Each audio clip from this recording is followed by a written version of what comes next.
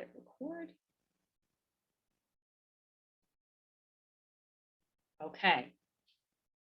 So welcome to AAM's workshop on vigils, bearing witness as activism. During a vigil, activists gather outside slaughterhouses, live markets, animal feedlots, auction houses, or along transport routes used by slaughter trucks. Activists bear witness to the animals during their final moments alive, bringing them some comfort and documenting the reality of their fate. The aim of vigils is to expose and dismantle animal exploitation industries. In this workshop, Julia Novak and Bobby Sud, activists and AAM mentors, will discuss the nature of vigils and why they're so powerful, how to prepare for a vigil, including how to be safe and lawful, how to effectively use the footage obtained during vigils, and how to manage the stress and emotions of this intense form of activism. And there will be a portion for Q&A. So my name is Michelle Brandberg, and I'm your moderator tonight. I'm a mentor and team member with Animal Activism Mentorship. I'm located in New Jersey, and I've been a vegan and activist for over 5 years. AAM's mission is to eradicate violence and build a culture of empathy and compassion, which ultimately results in animal liberation. We strive to build a global community of activists through our free online program dedicated to pairing experienced mentors with those who want to increase knowledge, gain experience, and develop confidence in their activism. Additionally, we offer free workshops that train and educate our mentors, mentees, and the public on various aspects of animal rights activism. And we are so proud to announce our strategic alliance with one of the oldest animal rights organizations in the world, Farmed Animal Rights Movement, or FARM. If you're interested in becoming a mentor or a mentee or want to get involved, please visit our website, animalactivismmentorship.com, and follow both AAM and FARM on social media, or just reach out to any of the mentors that are here with us tonight.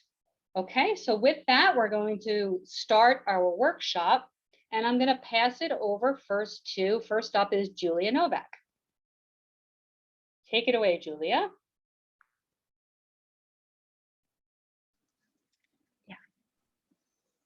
All right, so my name is Julia Novak. I currently run the vigils for the SAVE movement in Smithfield, Virginia.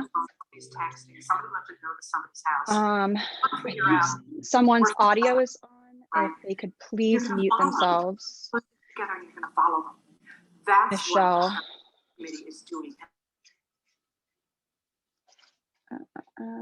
If everyone could please mute themselves. Sorry, it's hard to hear. Okay, great. So I run this Save Vigils in Smithfield, Virginia. I'm just going to briefly go into the history of the SAVE movement itself. So the Animal SAVE movement started in December 2010 with the inception of Toronto Pig Save after Anita Kranjic, who is the founder, her dog, Mr. Bean, they were out for their morning walk and they witnessed sad and frightened pigs on the route to a nearby slaughterhouse in downtown Toronto. 6 weeks later, they made a promise to the pigs to hold a minimum of 3 animal vigils each week to bear witness.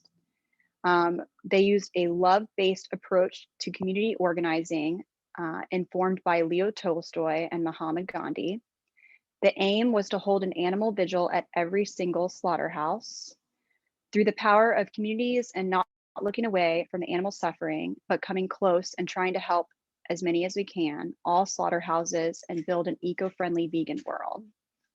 And that is straight from Anita Kranjic's mouth herself. They use the motto, when the suffering of another creature causes you to feel pain, do not submit to the initial desire to flee from the suffering one, but on the contrary, come closer as close as you can to he who suffers and try to help her. So I'm going to screen share. I made a little bit of a slideshow and I'm going to talk to you guys while you guys have something to look at. All of the pictures, and I'm going to show a couple videos, are everything that we have attained from Smithfield Animal Safe in Smithfield, Virginia. Oh, yeah. 1 moment. Bear with me. If at any point you guys can't hear me or my audio cuts out, please just put something in the chat so that I can be aware, stop talking and wait for the connection to come back. All right. The desktop. Not the desktop? Yes. Yeah. This one. No, no. Yeah. Okay.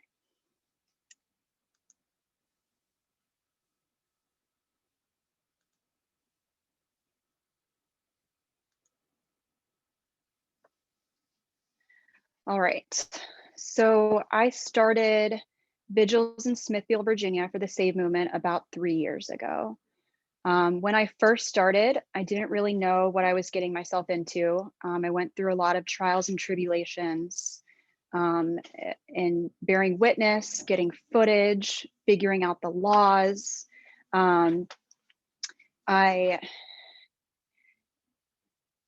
This is an image once we were able to finally kind of figure out how we were going to get footage. This is the very first vigil that I did. I didn't really know what I was getting into. I kind of modeled other vigils. I watched LA Animal Saves footage of them giving water to the pigs. And I thought at that time, like, oh, we're going to go out there. We're going to get trucks to stop. We're going to be able to give water to these animals. It's going to be exactly the same. Little did I know it's very different everywhere. So the first night that we went out,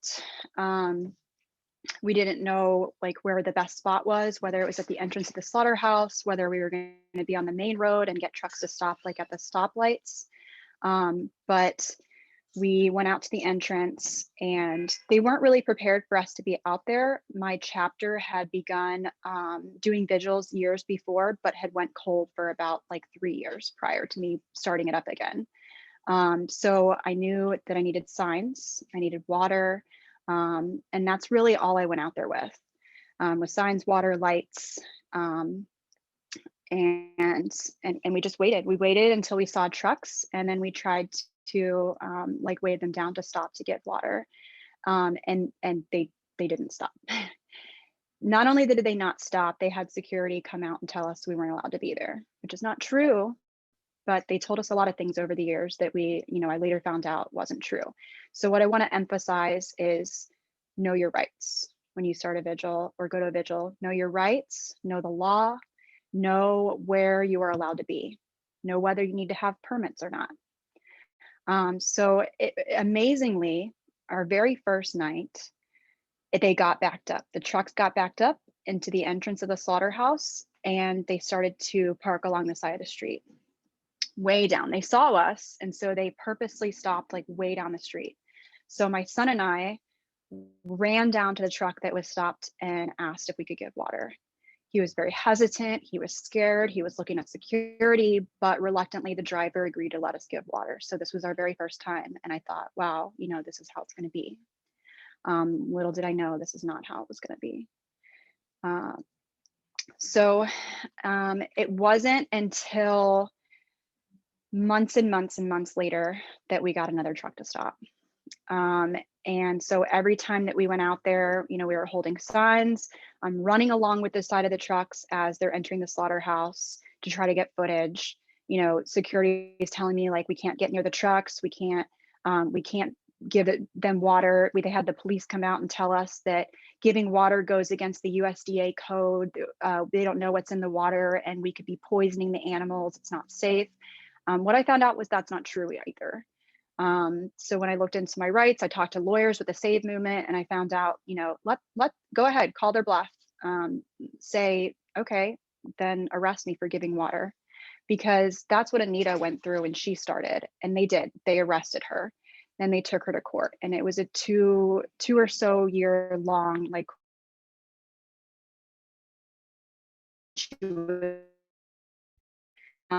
So they're going to tell you all sorts of stuff, but know your right where you are at, and the law is different everywhere. So this was one of the next times, again, months and months and months later, that we were able to give water. And I feel safe saying this now because the driver is no longer with Smithfield. But we did, and I won't identify names, but we did befriend a driver who met us off route and would stop and allow us to give water to the animals and get footage. But it wasn't like, there were certain circumstances where, again, they would get backed up, or drivers just didn't know what they were doing, and they like stopped on the side entering the slaughterhouse because they were unsure why we were there, and we were able to give water. But it was like crazy circumstances that was not on the norm, where we were able to stop the trucks again.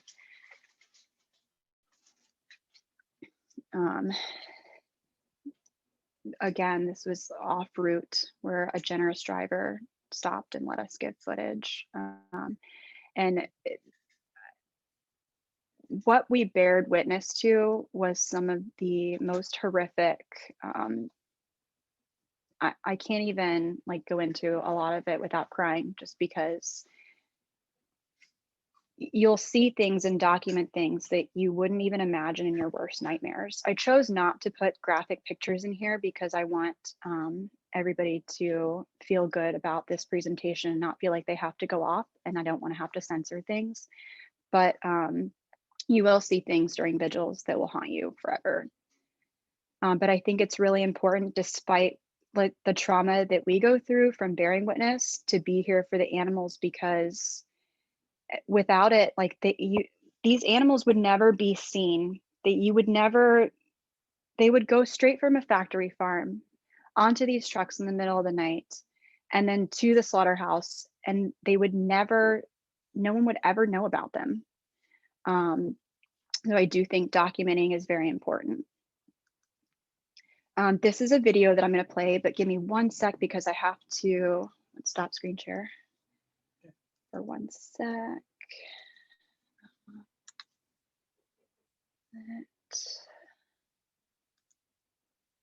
Click that. Go back to Zoom meeting, screen share.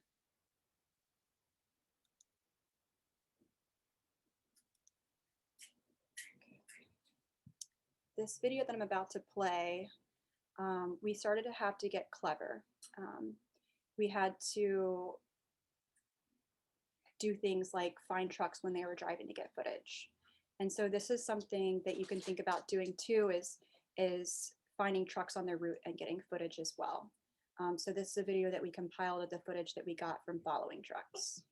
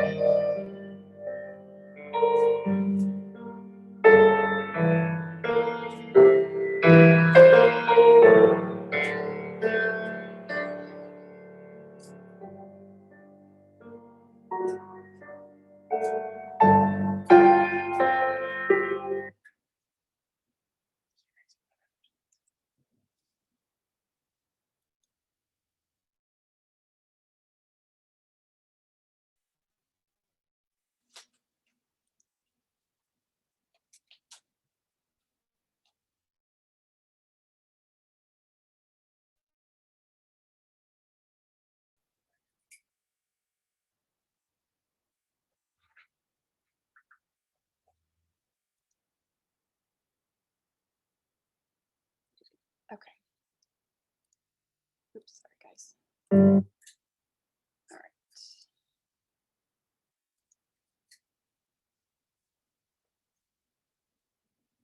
So not all vigils look the same. You know, you're not going to be able to line up on the streets and give water at every vigil.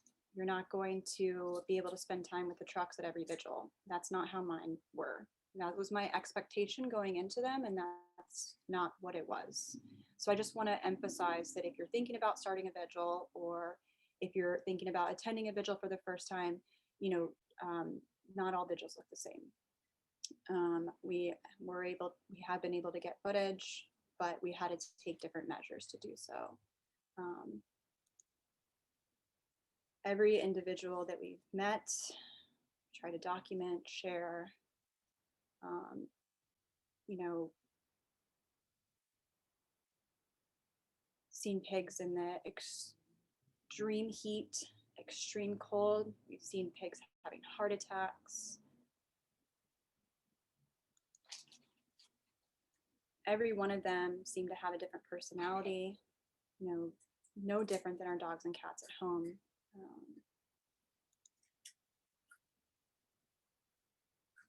Some were curious, some were shy.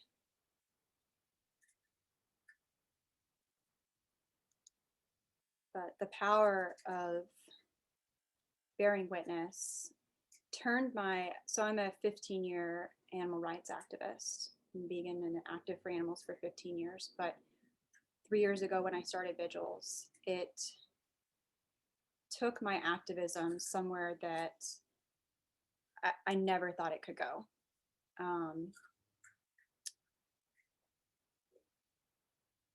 So I just encourage you, if you're already vegan, don't think like, well, I don't need to see this stuff.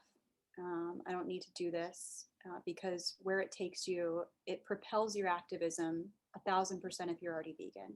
If you're not vegan, I feel like it will turn you vegan. And if you're already an activist and you're already vegan, it still takes you somewhere like that you never could imagine that you would go.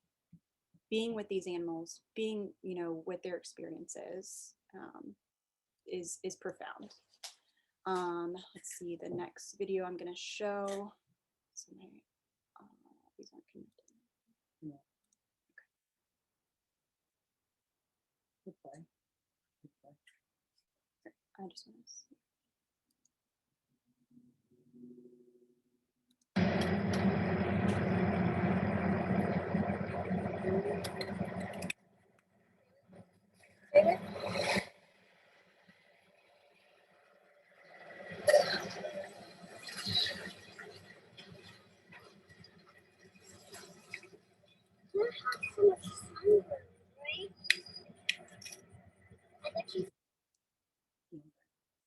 Okay, so that was what?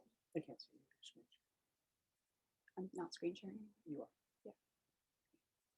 Yeah. So that was footage of how I had to get footage. And which is why I want to just emphasize know your rights. The reason that I ran up to that truck and stopped at the white line was because that was their property line.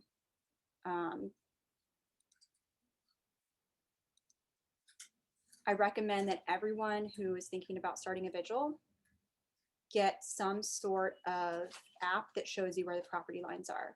Pull up the slaughterhouse, look at every corner, look at every street, look at everywhere that you are legally allowed to be, where is public property, because the next video that I will show is some of the most powerful documenting that we got that we didn't even know we would get that night. But it blew up on social media. It cost Smithfield Foods $10,000+ to put in a privacy fence so that we couldn't get footage there anymore. But we went out there and we just filmed wherever we could. We found the public property and we would just document every time that we were out there, everything that we could. And every single time that we went out there, we learned something new. And every single time that we went out there, we got something that we didn't expect to get.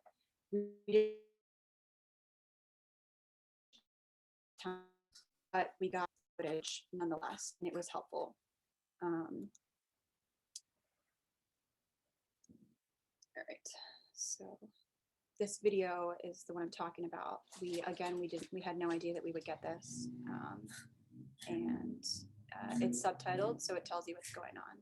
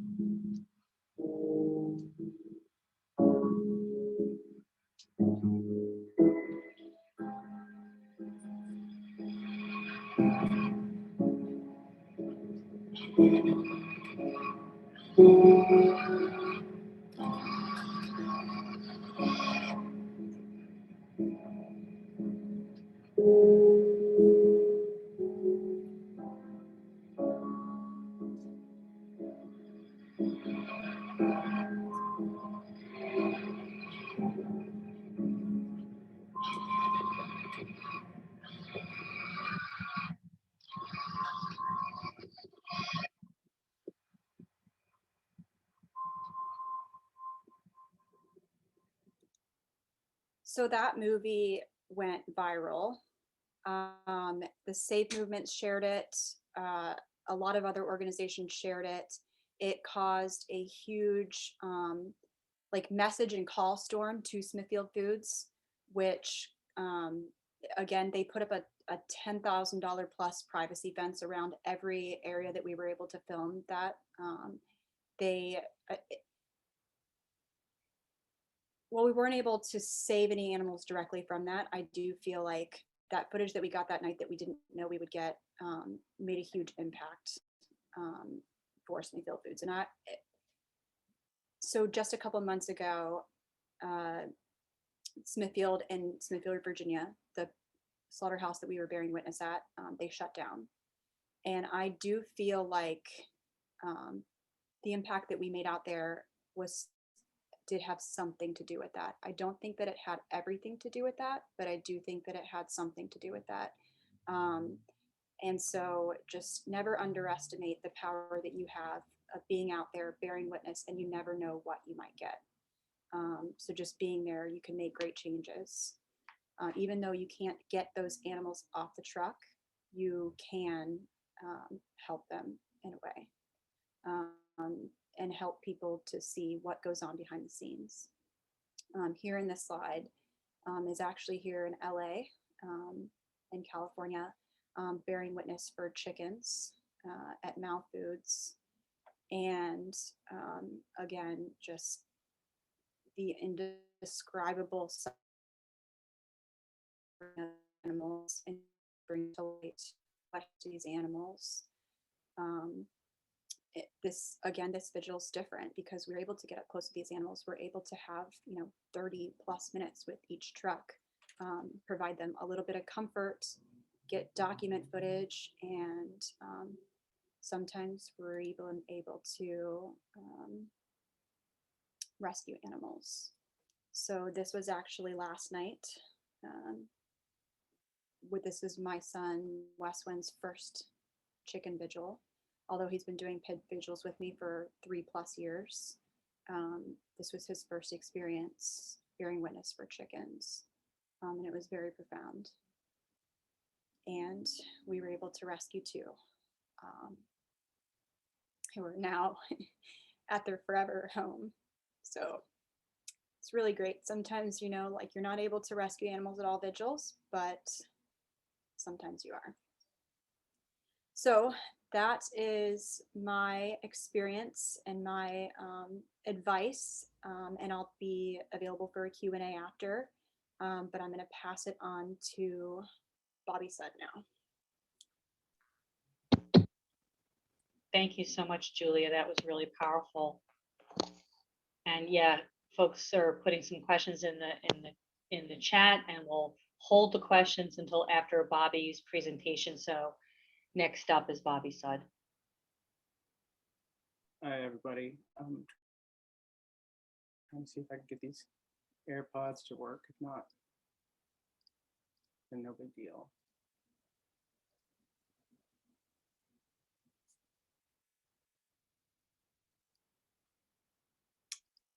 So, okay.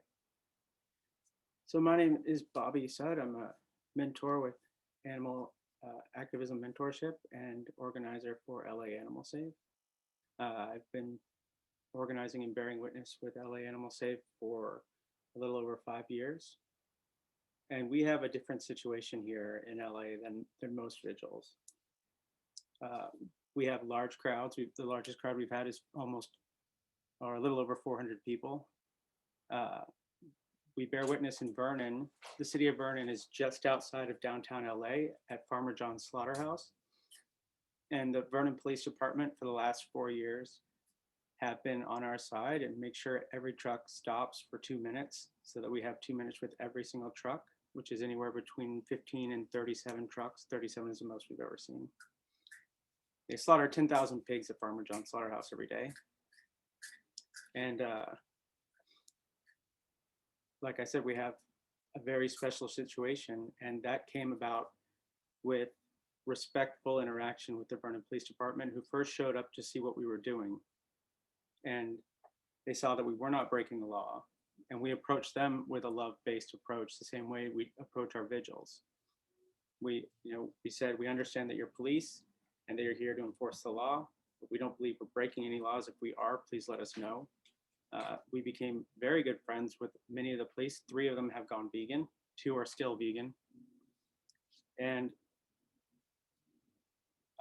for me, a lot of people ask me or will say to me that they don't think vigils are worth it, that they're too psychologically taxing, that you can't shut down a slaughterhouse standing on the sidewalk outside a slaughterhouse crying.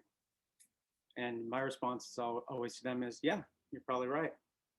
We're not going to shut down the slaughterhouse standing out here on the sidewalk. That's not why we're here. The purpose of a vigil is not about shutting down slaughterhouses. The purpose of a vigil is about the animals on the trucks in front of you. If I make it about anything other than that, if I make it about anything beyond what's in front of me, I lose my effectiveness and I lose my ability to do what I'm doing. I cannot be there for them because it becomes about some, idea. Oh, we're going to shut this down. Well, if you make it about that, you're no longer effective. You're no longer immersed in what you're doing, and that's why we're there. And they say, well, what's the point? 2 minutes with these animals, 2 minutes to show them compassion. What's the point? They're going to die anyways. And I think that that's a bit of a self-centered approach to activism, because we look at 2 minutes because we live to be 80 or 100 years old. And we say, oh, that's fine. But we have to step outside of ourselves and put ourselves in the position of the victims of these animals that are on the trucks in front of us and say, what about them? They're 6 months old. From a human being, they've never been shown kindness, compassion, understanding, ever. They may have seen it from another animal, but they're separated, so it's very difficult even for them to get it from their mother, even though their mothers want to give it to them. They're literally not allowed to. So let's ask ourselves, how big is that? Are those 2 minutes for them? For us, 2 minutes is very insignificant. For them, very first time experiencing compassion, having somebody see them and their situation honestly, is a very big moment for them. And yeah, we're not going to save animals at every vigil. In LA, we've been very lucky, and in 2021, we rescued 20 chickens. 2022 is off to a good start. We rescued 2 more last night. But I decided to use my ability as a photographer to help spread awareness. And this started at my very first vigil a little over 5 years ago. And I went for all the wrong reasons. I was speaking at SoCal Veg Fest. I was plant-based. I was not vegan. A friend of mine, his name is JP, Jean Pierre. He's been a vegan trainer and nutritionist for 30 years. He said, you know, my friends Sean Monson and Amy are starting these pig vigils. Do you want to go tonight? Being a filmmaker, a documentary filmmaker and a photographer, I knew who Sean Monson was. And he said, Joaquin Phoenix and Moby are going to be there also. So I said, yeah, I want to go. And I wanted to go to meet Sean Monson and Joaquin Phoenix and Moby, I'm being honest, because I wasn't vegan. I cared about animals. I've always cared about animals, but that wasn't my mission. Was all about becoming healthy again because my health had gotten out of control. And I went. And I remember it being just a normal day other than speaking at SoCal Veg Fest. It was just a regular day until that first truck came around the corner, and it brought with it the weight of its reality. A reality that was very easy to deny when all I did was watch documentaries and social media. And I could say, oh, well, they're exaggerating this, or that's the exception to that, or I just turn off the screen. But when something is presented to you in person, front and center, it becomes undeniable. And I experienced the heat coming off their bodies, the sounds of them screaming, the smell of it, the air tasted different. I could touch them. And I remember this experience vividly. I won't ever forget it when that truck, that very first truck with 200 6-month-old piglets pulled away and went into the slaughterhouse. I remember thinking, I don't know what happens after we die. I don't know if there's an afterlife or heaven or reincarnation or whatever. I do know I get one chance to be on this planet as the individual that I am now. Maybe I come back, but I won't be this person and have these experiences right now. And I remember looking at that truck saying, that was their one chance. And it was taken away because people don't want to question things. It was taken away because people have been taught that they need to eat animals. And this also really affected my approach in activism, especially working with LA Animal Save and Animal Save movement in terms of a love-based approach. When I was first vegan, I was angry. When I saw this for the first time, I became very angry. And after a while, I realized most people are motivated, especially in terms of activism or big life changes, by 2 things, either love or hate. I've been inside slaughterhouses, I've been on working kill floors, and I've been inside factory farms. I spent 2.5 years doing it. I have all the reason in the world to hate people who work in slaughterhouses, hate people who work on factory farms, hate slaughterhouse owners, and hate people who hurt animals or just don't care. But if I make that about if I make that my motivation, every action I take is going to remind me how much hate I have, how much I hate this and how much I hate that. And that becomes exhausting because hate is exhausting. And I realized I could also make it about love, how much I love animals, how much I love helping them, how much I love helping people become vegan and find their health and happiness and connection to the world again, change the way they move through the world. How much I love that I can help restore the planet, restore our climate, and sometimes save animals. And every time I make an action motivated by love, it reminds me how much love I have. When I was standing on the kill floor of a slaughterhouse with Sean Monson, director of Earthlings, for the very first time, and I was watching halal slaughter, or filming halal slaughter of a cow, I had to keep reminding myself, this is how much love I have, that I'm able to stand here and do this and not attack anyone or scream at anybody, because then all that happens is we lose all the footage, we get kicked out, we create no awareness that way. And I also realized that I don't have any enemies as an animal rights activist.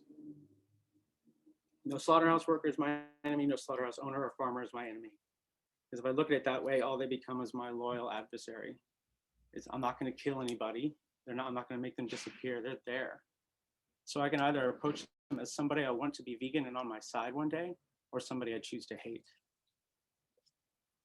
And I think that a love-based approach is difficult, but it's the best way. In my experience, I've never seen anyone create positive, lasting change in their life or in others with hate.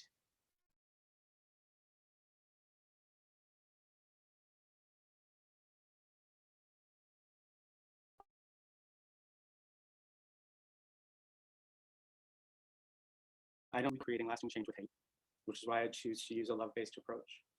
This is just part of the 400 people that we had one night at LA Animal Safe.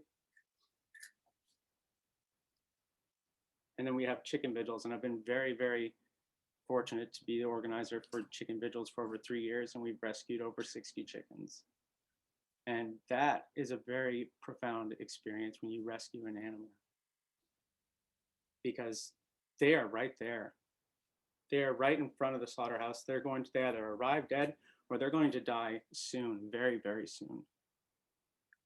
And to know that this was their last moment on earth, and you were able to pull them out of a truck and take them to a sanctuary where they know that they're going to experience kindness and comfort, soft grass on their feet, cool air on their face with the warmth of the sun on their bodies, that they don't have to worry about being hurt ever again. That's what helps keep you going. That's what helps keeps you, motivation, more love, motivation to keep trying. And to know that I've saved, and I know it's a minuscule, even 60 animals it's like 0.001% of the animals that I've seen, and the other 99.999% are dead and gone forever. But I can't make my motivation, and I can't make my activism, I can't base any decision I make on what may happen, what the results may be. All I can do is the next right thing. And there's no reason, if I can be there, that I shouldn't be there. That's my next right thing. If there's a vigil coming up, that's the next right thing to do. So I'm there. I'm going to be there regardless whether we save animals or not, because the animals are going to be there whether I'm there or not. And spreading awareness helps. And one of the most powerful things about spreading awareness and getting people, showing these images, people become curious. How do they get this footage? What is this? Where is this? And so you tell them about a vigil, and they say, oh, I don't know. But you keep showing them, and finally they agree that they can go. And the most important, in my opinion, the most powerful thing about a vigil is not just getting a non-vegan to come and have an undeniable experience and start questioning their lifestyle, maybe even go vegan. As equally important is getting a vegan who's never done activism to come to a vigil. It sparks within them an inspiration to become an activist. Because becoming vegan is fantastic, and we should celebrate everyone who becomes vegan. But if we as human beings are supposed to be vegan, if that is our biology, if that's the way we're supposed to live in this world, then being vegan is not the moral high ground, it's the baseline. That's what we're supposed to be without trying. And I think that if there is a moral high ground, it's found in activism. Because if being vegan, we can stop harming the world. But as activists, we can help the world heal, and we can help others help the world heal, or at least stop harming it. And for me, there's no more powerful thing than that when it comes to vigils. Because like I said, I've seen all the documentaries.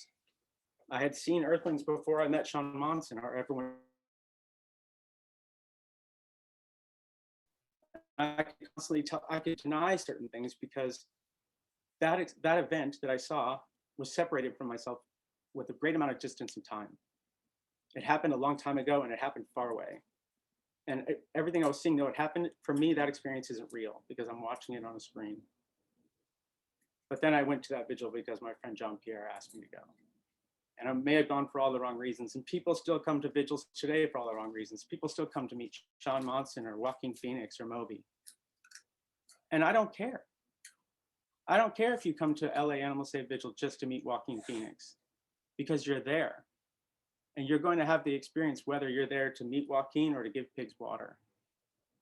And it's hard enough to just get people to come. So for whatever reason they can, I want them to come. But I just want to say that people are going to say, oh, it's too difficult. I can't do it. It's too much. I feel things too deeply, is what a lot of vegans will say. I'll say, well, yeah, of course, so do we. That's why we're there. And the longer you put it off, the harder you're going to think it's going to be. You're going to say, oh, I can't do it. Our imagination makes things much worse than reality ever is, even in things like this, even on a kill floor of a slaughterhouse.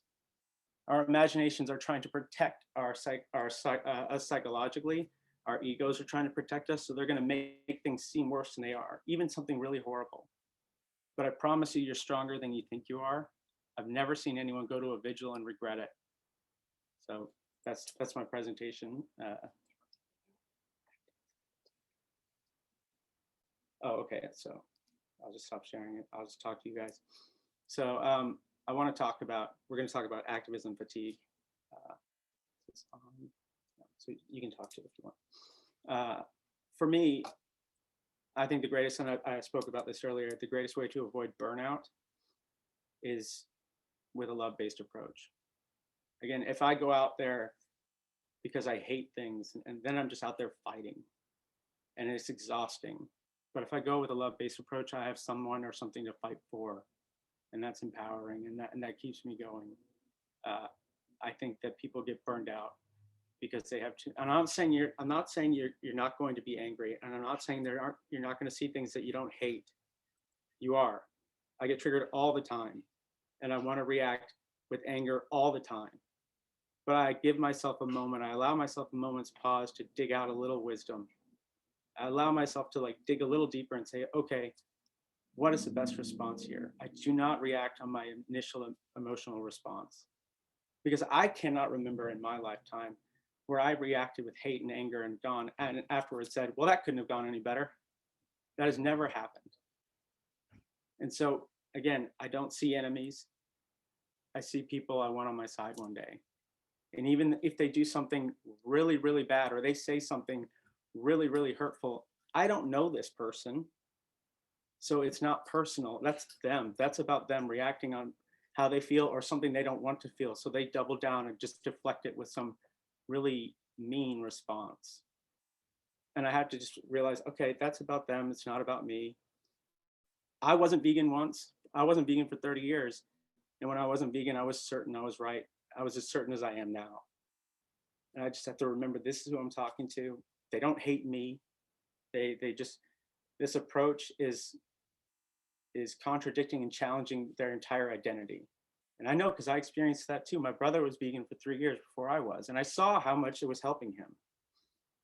But I was in a place in my life where I didn't have much comfort and I didn't have much joy and connection. I was over 300 pounds. I was type 2 diabetic. I had high cholesterol, high blood pressure, kidney disease. And for me, my life was almost bankrupt in terms of joy and connection. I played video games, and I hung out with my friends rarely. So most of the pleasure in my life was coming from the fast food I was eating. And though that psychologically it gave me a lot of pleasure, I know it wasn't good for my body, but my brain was tricking me into saying, this is what we need to do, because I wasn't getting that dopamine. I wasn't getting pleasure and connection anywhere else. And it took me a while. It took me 3 years to say, okay, I'm willing to give up essentially the only source of comfort in my life, because I now finally, I'm ready to say, I think there's greater comfort on the other side. And that's what people have to do to change. You can't say, I need you to change now, because change is scary. And comfort for us means safety, and that's very important. That's a survival instinct. It's one of our 3 strongest survival instincts. And someone has to be willing to say, I'm willing to be uncomfortable on the bet that I may be comfortable again at another point in time. So again, a love-based approach, I think for me, helps with burnout and fatigue.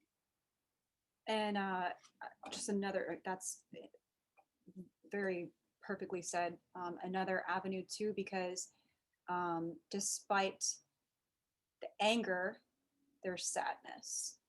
And for me, I'm an empath, so I take in the suffering of these animals, and that stays with me after the vigils.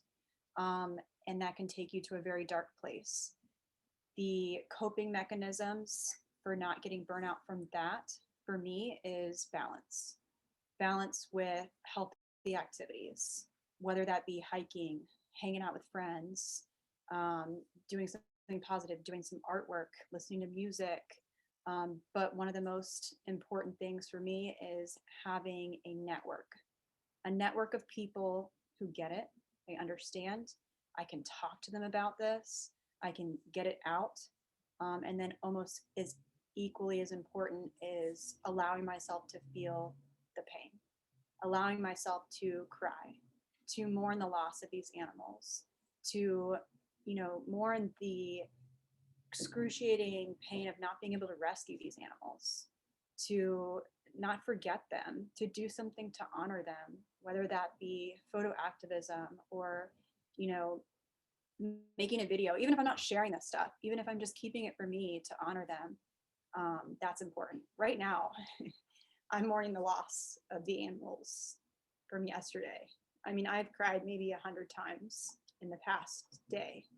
And that doesn't go away, but I have to allow myself to feel that, to experience that, so that I don't bottle it up, because otherwise it'll come out in everything that I do. So finding a network of people, finding healthy activities, allowing myself to experience the pain, allowing myself to get it out with healthy outlets. That is what I think are the most important things for me. I think community and allowing yourself to feel it. The first time I filmed inside a slaughterhouse with Sean Monson, like I said, was halal slaughter and a beef slaughterhouse outside of LA, and it's still the worst thing I've ever seen. And in 1 year I saw about 5,000 animals get slaughtered, filming with Sean. And I remember that being my first trial by fire.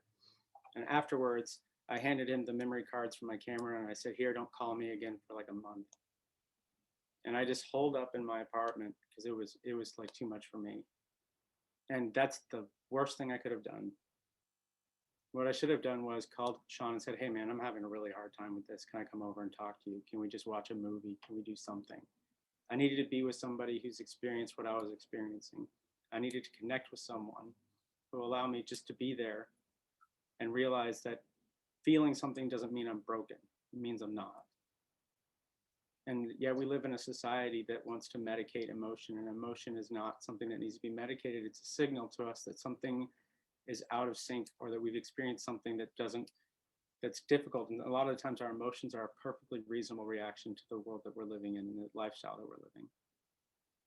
And the best way to deal with really difficult emotions and really difficult experiences is having meaningful connections with other people and having purpose. And for me, the community that I've created, or I've been able to create by going to vigils with LA Animal Save, has saved my life. Because I can go and talk to people about what I'm feeling and how I'm suffering, and they understand because they suffer too, and they willingly suffer alongside with me. It allows me to realize that I'm not alone, and that there's nothing about me that's broken because I'm feeling this way. And yeah, I think that's, like Julia said, that's the most important thing. I do just want to mention one more thing that I think is really important if you're thinking of starting a vigil yourself. If there's not one in your area and you're thinking like, hey, maybe I can start one, you can do them by yourself. You can. I know a few organizers who do. But I think it's really someone else or a couple other people to do them with you, I'm very, very fortunate that since I started, I had my two best friends, Julie Kofi and Ken Penn, who was also an incredible photographer, who agreed to run the vigils with me. So almost every vigil, they've been there with me. It makes things much more doable. If there's a time where, you know, you're struggling with the emotional pain of what you experience at the vigils, or something comes up, you know, you can't make it, you have this group that is able to help out. And I think that makes running vigils so much better. So just wanted to note that, you know, having a group, having a couple other organizers, if you can, it's not impossible to do it yourself, but it does make it a much better and safer experience, because the more people you have come and join the vigils, it's important. Like if you're going to run alongside the trucks like I did, and I want to emphasize the safety on that as well, like that I don't know anybody else who does that. But it's important to have somebody else watching the people who are joining the vigils. You know, having one organizer keeping an eye on my son and the other activists who come while I'm getting footage. Like, I don't know how I would have done it without that. So I just wanted to note that for anyone thinking about starting a vigil. All right, I think that wraps up our presentation, and I would love to open it up to Q&A. I did see one question about how to rescue animals during a vigil, and I would like to keep that off the presentation. We don't mind answering that, but that's not something that we're willing to answer while it's being recorded. Okay, thank you. Yeah, I have the question, so we'll skip that question, or maybe we'll do it later, but. Or you guys can reach out to us. Yeah, if you guys can put your Instagram handles in the chat at some point, that would be awesome. And anybody else who wants to add their Instagram handles so we can all follow each other, please feel free to go ahead and do that now. And while I'm thinking of it, if somebody doesn't mind, one of the mentors don't mind putting our website in the chat and our social media handles for AAM in the chat, if one of the mentors could do that. So the first question that was a while back, I don't know if you can answer this, but why are the pig's ears cut the way they're cut? So sometimes they use tags on pigs' ears, and sometimes they punch holes and cut their ears in certain ways to mark them. And other times their ears are cut like that because the other pigs have chewed them off. So yeah. Notching is one method. You'll see it if you see a truck full of sows, the mother pigs who have given birth to the babies. They notch and clip their ears on both sides. One side is showing how many litters they've had, so they know there's a pretty, the farmers have a science down to how many litters approximately each one can have before they're considered spent, and they ship them to slaughter. It's a couple years, 4 to 5 years, typically. Sometimes they're younger, depending on the conditions they're in. And the other side, I can't remember what it is, but it's an identifier for the farmers to know when they're spent, or identifying tags, marks.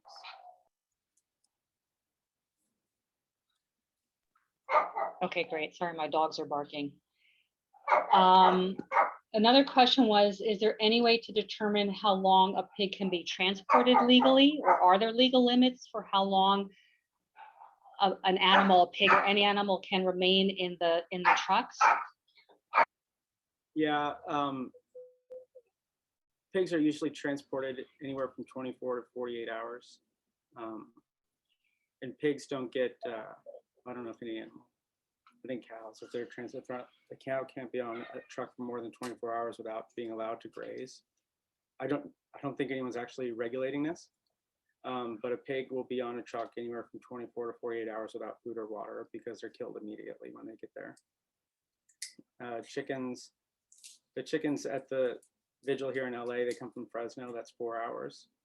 The thing about chickens is 90% of the animals killed in the United States are chickens. there's a ton of chicken farms and there's a ton of slaughterhouses that service chickens or that slaughter chickens. They never have to travel very far. And the pigs in Virginia, to the Smithfield facility where I was at, they would typically be traveling anywhere from 4 to 12 hours.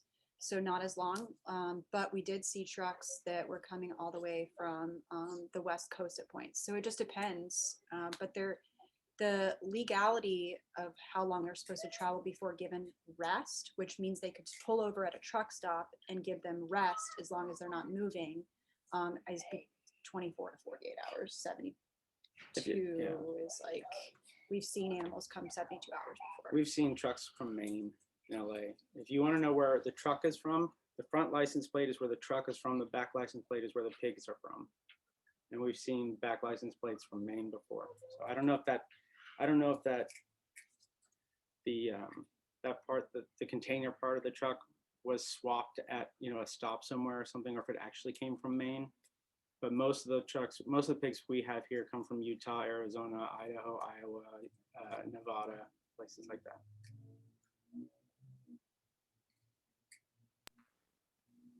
Okay, so someone asked about handling safety with aggressive drivers. Is that something you worry about? Is that something that happens often, that the drivers get aggressive? Is that a big issue? Is it a frequent issue? Any thought, any experiences? Yeah, go ahead. Yeah, we experienced that quite a bit. With handling that, the best and only approach that you should use is the love-based, because it's so easy to get angry, but they, in my experience, they will take it out on the animals, or they will put you in danger. We've had drivers like step out of the vehicle upon arriving and threaten us physically. We've had drivers throw stuff at us. We have drivers like quick brake, which means they slam on the brakes when they go by us, that it forces the animals to pop back and hit the back of the truck. But you know, I have a sign specifically made that says no hate for the drivers, we're here for the animals. I've had stuff that we offer the drivers like cookies, water, different things, just show them like this is not, because it's easy for them to feel like it's about them, like you're here to attack them, you think what they're doing is wrong, and to remind them that that's not the case. And just like if they're gonna scream obscenities at you, just the peace sign, you know, hey, not here against you, we're here for the animals. And then documenting, I always recommend recording this, because if something were to happen, you have the recording. Honestly, people tend to tone it down when they know that they're being recorded. So I think that that's an effective method to coping with that. And if people, you know, if there are activists that get upset or triggered by an angry driver, it's a good thing to remind them that slaughterhouses, animal agriculture do not exist because there's truck drivers. And it doesn't exist because there's slaughterhouse workers or farmers. It exists because people believe they need to eat meat. Therefore, there's a product that people want to buy. That's it. That's why people aren't, the vast majority of people that are eating meat and dairy are not doing it because they hate animals or because they're evil. They're doing it because they believe they have to. That's most people. And it takes a while to break down a belief that, like, you know, say you're talking to someone who's 30 years old and they're not vegan, and you're trying to get them to go vegan and you're doing outreach. So they're 30, that means they've had at least 30,000 meals in their lifetime. Almost all of them, or all of them, having animal products in them. So just from their meals, that's 30,000 examples of conditioning against your 10-minute conversation. Right? We have to realize what we're up against and what we're trying to break through. And sorry. Yeah, so just reminding people that the slaughterhouse isn't there because truck drivers are driving animals to the slaughterhouse. It's because people are buying the animals that are being driven to the slaughterhouse. It's not the truck driver's fault. Nobody grows up wanting to work in a slaughterhouse.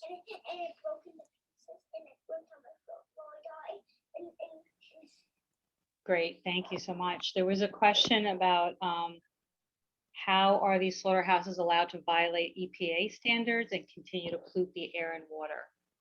Do you know anything about that? Yeah, so one, there's lobbies. Like animal agriculture has a great deal of power in their lobbying in terms of manipulating rules and laws and things. Also, in the city of Vernon, there's about 100 residences that live in the city of Vernon, which is where Farmer John's Slaughterhouse is. Farmer John's pays almost all the taxes in the city of Vernon.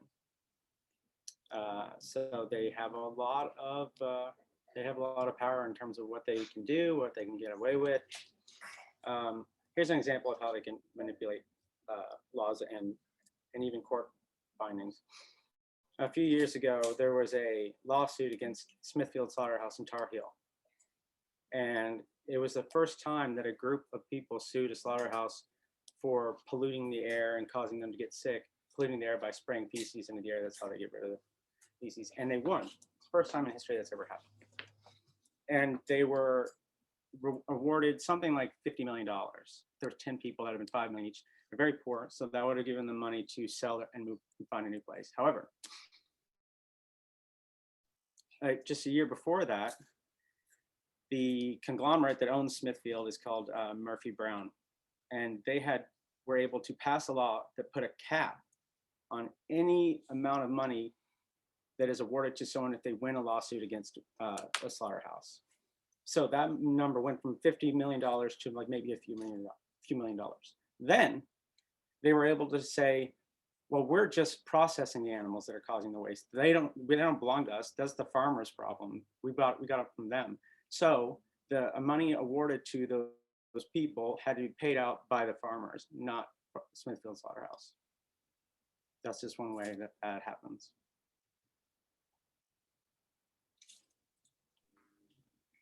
Julia, I'm wondering when they finally closed Smithfield, what was the public announcement that they made, like for the reason for closing? Did they?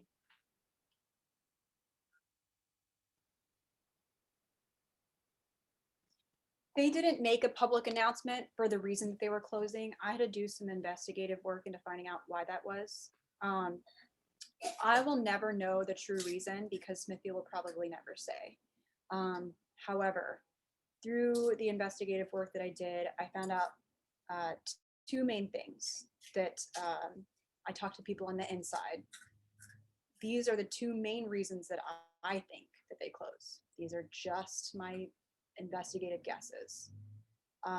They had one of the highest incidents of rollover cases every month. That's where a truck rolls over on the route to the slaughterhouse, and they have to have a rescue unit come out and basically load up all the pigs that are on the crash site, take them again to the slaughterhouse, and this can take up to 16 hours usually. They had the highest incident of that. PETA filed a suit against the transportation system, saying that there needed to be a rescue unit on site all the time because of these incidents of rollovers. The transportation system in the area agreed to look into that and started an investigation into that. At the very same time, they announced their closure. I heard that that had something to do with it. As well as during COVID, they had to partially and almost completely shut down their kill floors because so many workers were getting sick, which caused them to reach out to their local farms, or not local, but their farms that they kill for, and tell them that they could not process their animals. So they forced the farmers to kill their own animals, which methods included pumping hot gas into the factory farms, and this took hours and hours for the animals to die. And we still saw footage of farmers having to go around and shoot the animals after hot gas was pumped in there, hours and hours. The farmers who had to do this sued Smithfield Foods for that.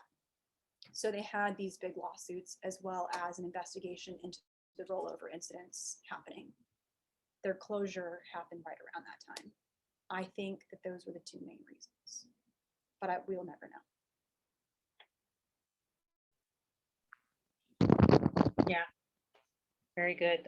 It's just good that you were so close to the situation, and I'm sure your reasons are well within the realm of what really did occur. So there was a question, if you can say a little bit more about sort of the mechanics of how a vigil is executed, like from first step to last step, like what that looks like for folks who haven't been there? Do you do any chanting? Do you do debriefing?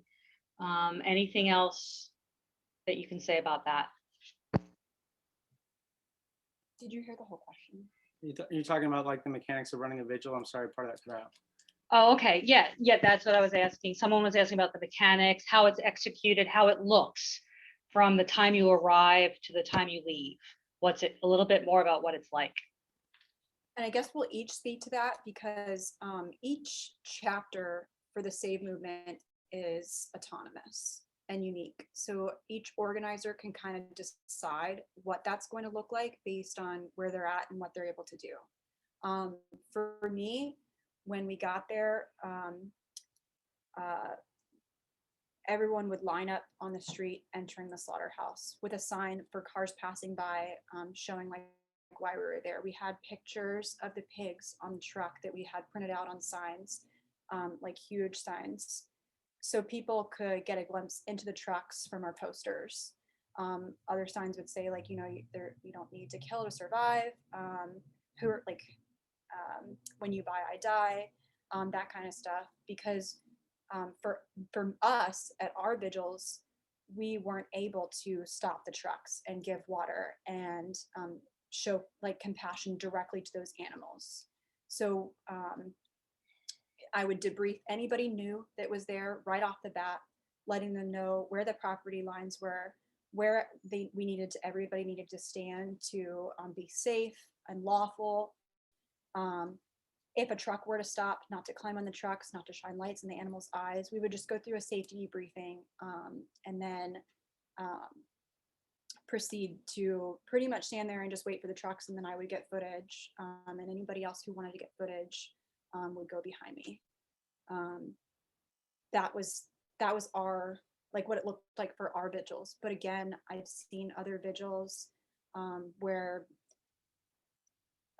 people will like sing together, or like read poetry aloud, hold candles. Sometimes we would hold candles when it started to get darker in the winter time. Every vigil is different. Yeah, for us, because of the size of the crowds that we get, everyone stays on the sidewalk. People will bring their own water sprayers, but we bring a lot that we give to other people that are either it's their first time or they don't have them. When we have a crowd over 100 people, we ask who has never been to a vigil before, and those who haven't, we tell them that they're going to have the first opportunity to go and give water to the animals before anyone else does. As far as creating the environment, I always remind people in terms of how they're going to act, how loud we're going to be, what they're going to be saying, if people are going to be joking around. Because I mean, it's a weird, sometimes friends are meeting up and they haven't seen each other for a while, and sometimes they say funny things and they're telling jokes, and that's fine. But when the animals arrive, for those animals, it's their funeral. And you want to create an environment that you would want to arrive in, or a loved one to arrive in for their funeral.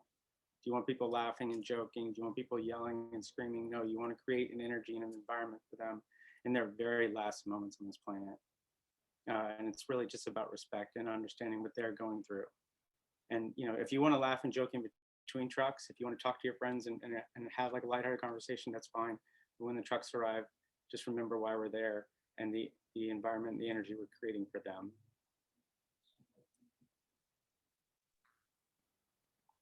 Great. Somebody asked about children,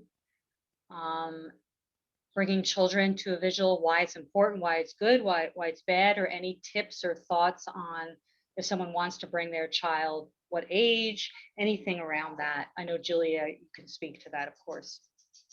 Yeah, so I think that it's very important for children to experience this. Some people think that it's too much for them, but I think that for a child to experience the truth of where animals come from is one of the most important things that they can experience. You know, safety of the children, always having someone that's there looking after them. Like when I was getting footage, I would always have someone designated to keeping an eye on him. This is who you're going to be with Wes during this time when the next truck comes. This is, you stay by their side the entire time. Westwind. Come here real quick. Real quick. Real quick, Westwind. I see about it. I'm gonna have him talk to you guys a little bit too, just real quick, Westwind. What? All right, it's okay. Do you want to tell everybody why you think it's important to go to vigils? You don't have to look at them. He's a little shy right now, and it's fine. He's going to talk.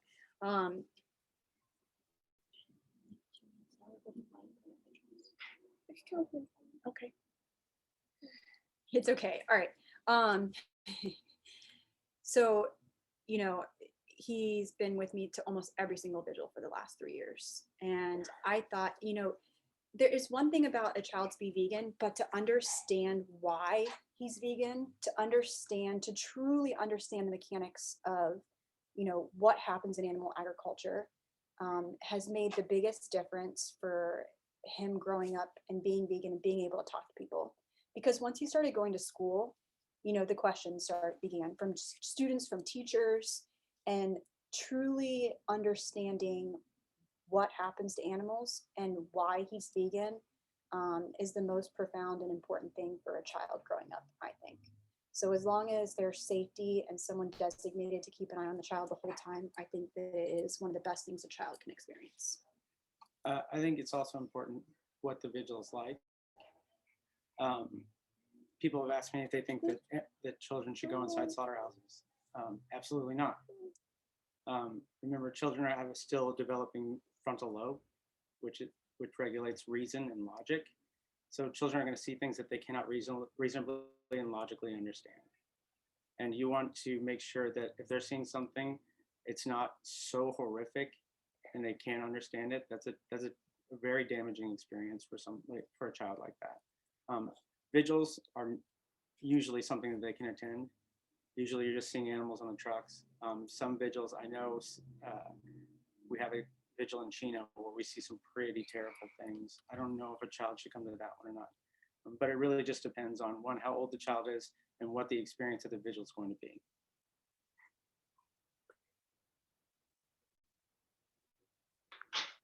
Okay, great. So we're gonna have to wrap up in a little bit here, but Someone was asking about the these are the water sprayers. So oh, they're the water sometimes sprayer. smaller, sometimes bigger. You can get them at Home Depot. Yeah, you just, I think typically they're used to spray like pesticides and stuff. yeah, they're used for gardening. and things. Gardening. But obviously when you buy them, they're clean. I always wash them out after purchasing. They pump up pressure into them, and then you get a certain number of sprays before you got to repump.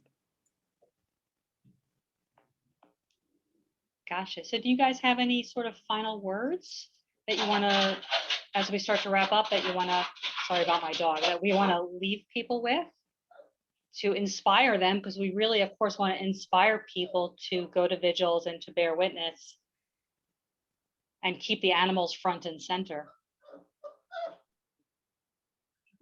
Mhm. I thought they said anybody. Go ahead.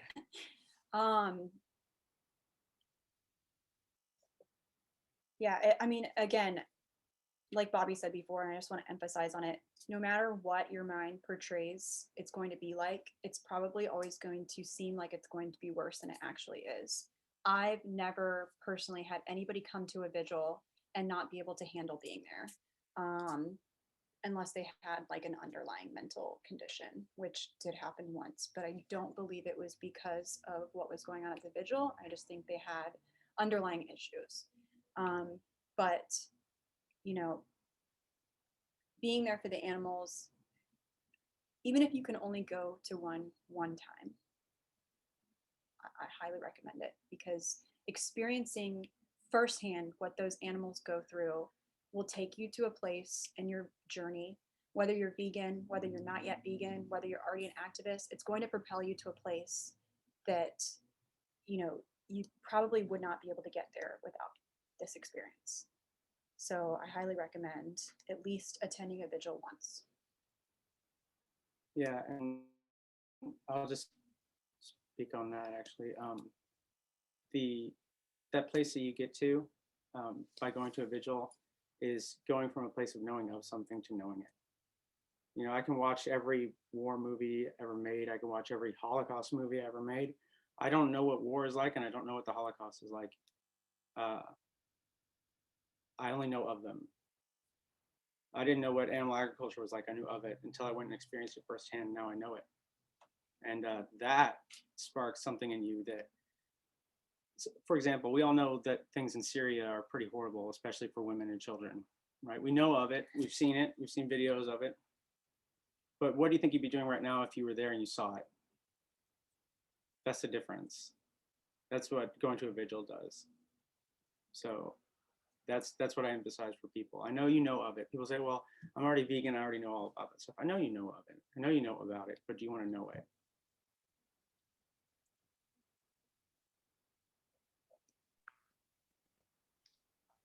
Yeah, so that's great. Thank you so much. And for anybody in our audience who has experienced a vigil, if you want to share a little bit more about that in the chat, you know, feel free to do that.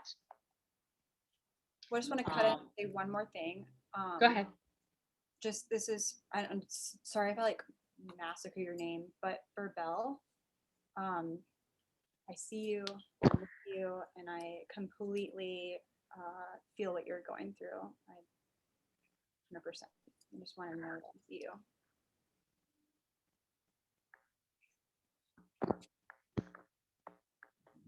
Great. So if there aren't any more questions, I'm going to just do a little housekeeping for AAM before we close out our workshop tonight. I want to first announce some of our future upcoming workshops. On Thursday, January 13th, we have a workshop entitled Greenwashing Our Food, Sustainable Labels Won't Save the Planet. And that's with author Hope Bohanek. And then Hope returns on Thursday, February 10th for a workshop entitled Humane Washing Our Food, Cage-Free, Free-Range, Humane. You know, what do those labels really mean? On Thursday, January 27th, we have a workshop on supporting animal rights movement prisoners. On Thursday, February 17th, we have a workshop on establishing an animal rights organization featuring one of the founders of FARM, Alex Hershaft. And then I wanted to also highlight the Atlanta Assembly that we mentioned, because it's open to all activists at every level. The AAM Atlanta Assembly is an 8-day animal rights event hosted by AAM. All activists are welcome, and new activists will be provided with mentors on site for guidance. This assembly will be hosted in Atlanta, Georgia, USA. So there will actually be accommodations if you're interested in flying down and staying. All those details can be provided to you if you're interested. You can inquire. The goal behind the AAM Atlanta Assembly is to educate aspiring activists on the importance of different forms of activism. Activists of all skill levels will be getting hands-on experience with pressure campaign tactics, as well as other forms of activism like outreach, vigils, sanctuary visits, etc. So you can, I don't know if any of the mentors can sort of, again, put the link maybe to the Facebook event in the chat for me, or you can look on our AAM page or in our AAM group if you're already joined. So thank you so much to all of you for joining us. Thank you, Julie and Bobby, for your time and wisdom. You know, and thanks for everybody for joining us. Again, if you're interested in becoming a mentor or mentee or want to get more involved, please reach out to AAM Mentor or visit our website, animalactivismmentorship.com. And I can end with the quote from Leo Tolstoy, which is worth revisiting, that you mentioned. When the suffering of another creature causes you to feel pain, do not submit to the initial desire to flee from the suffering one, but on the contrary, come closer, as close as you can to him who suffers, and try to help him. So I think that's our point this evening. So thank you everybody so much. I'm going to Thank stop you the guys also recording. for attending. Thanks, you guys. Thank you.